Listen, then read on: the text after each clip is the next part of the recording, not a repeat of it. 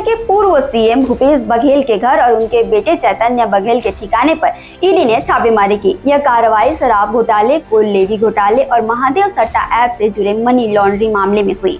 सोमवार सुबह ईडी की टीम भिलाई में बघेल के घर पहुंची। दस्तावेजों की छानबीन हुई। इस दौरान बड़ी संख्या में पुलिस बल तैनात रहा। कांग्रेस कार्यकर्ताओं ने कार्रवाई का विरोध किया और इसे राजनीतिक साजिश करार दिया।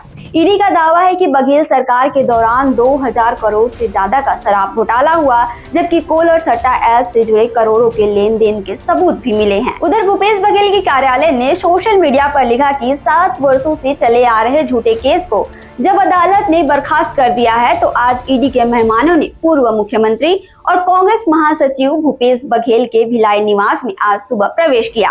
अगर इस षड्यंत्र से कोई पंजाब में कांग्रेस को रोकने का प्रयास कर रहा है तो यह गलतफहमी है। फिलहाल इस मामले में अभी जांच जारी है। डेली अपडेट्स के लिए आप देखते रहें वैम छत्तीसगढ़।